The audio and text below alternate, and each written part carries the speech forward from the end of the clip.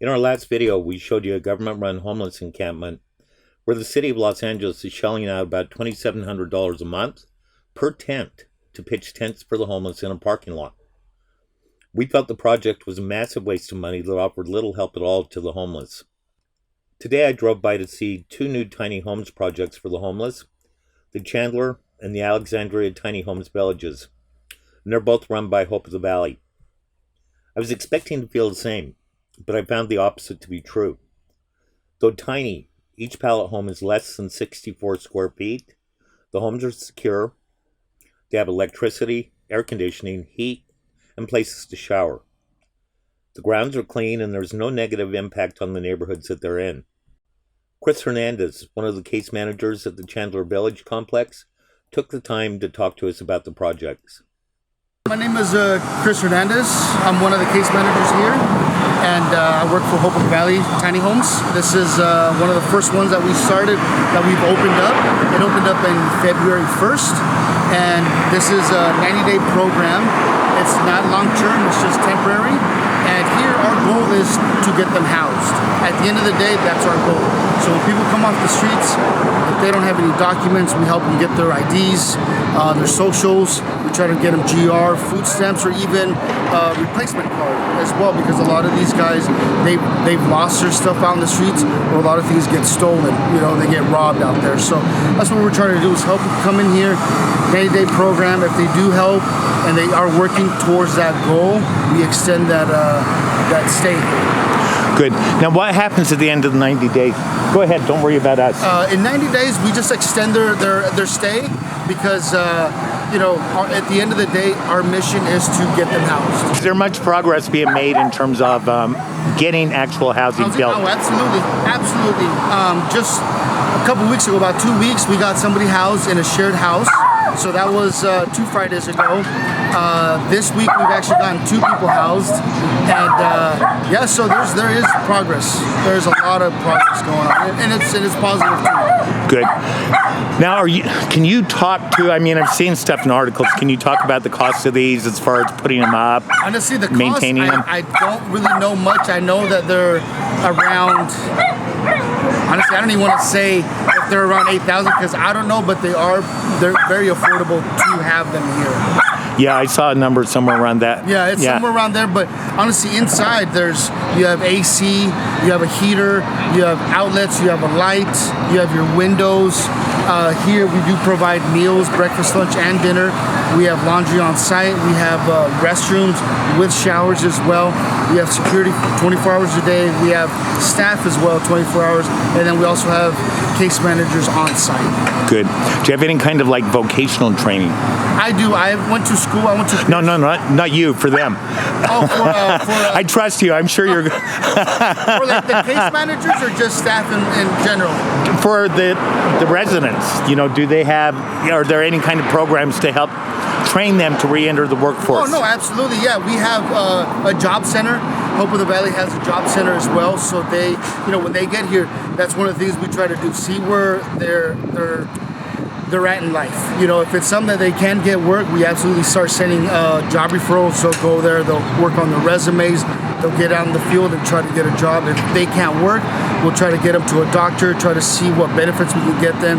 They also can receive GR, food stamps, SSI, SSDI. So that's what when they come here, that's our goal, is to get them out in society to either start working or start seeing a doctor, trying to see their mental health, if they need DMH, or substance counseling. So that's what we come in and try to provide all that. And we do have connections that we do work with as well.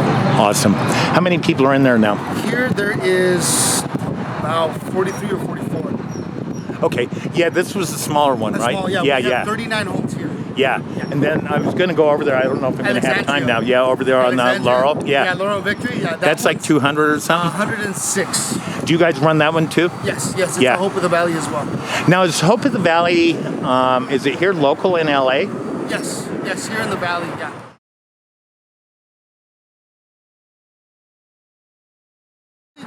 There are a few, but it's not everybody. Just like in society, people out in the world, there's drug addicts everywhere. But just because you see a homeless person doesn't always say doesn't mean that they are drug addicts. They aren't. They're all regular people. Some people are homeless because they lost their job or they lost family members and they don't know how to cope with that. They don't have any support or any family, so they go out in the streets.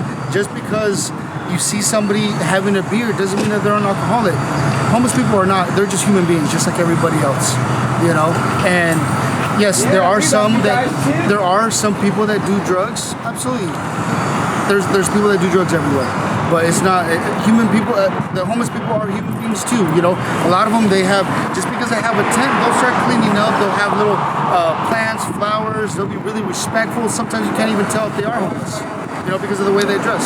Yeah. You know? So what would you say the majority, if you were to say there's like a majority of men end up homeless because of X reason, what would be? What, from my opinion, from what I've seen, is drug addiction, mental health, and something happened dramatically in their life. Either they've lost a family member, they don't know how to cope with it, they've lost their job, and due to that, they lost their home, and that's why they sleep in their car, and so on and so on. But it's not always drug-based. It's not always drug-based. So. Good. And have you seen a surge in homelessness since COVID started and all the lockdowns? I have, yeah.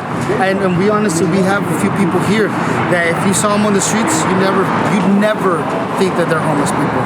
But because they live in their cars, they do have little part-time jobs here and there, they just lost their apartment. And it's expensive out here. It's just really expensive to live out here in Los Angeles, you know? But no, a lot of these guys, they're so human beings. Yeah. You know, and it's not just drug addicts or anything like that. They have lives, they have cars, they have families, but sometimes, you know, something happens in their life. You know, so, but no, yeah, I disagree when people think, oh, all homeless people are drug addicts. It's not, that's not how that is. All right. Thank you. The Chandler Project is the smaller of the two with only about 40 units. Alexandria has 103 units and is the largest. As for the cost, the $8,000 that Chris mentions is just for the units themselves. Per the Los Angeles Times, the actual cost is between $80,000 and $130,000 per unit to build the communities by the time putting in foundations, utilities, etc. are factored in. And this is staggering, especially considering that the units don't have plumbing. The bathrooms are in a separate central facility.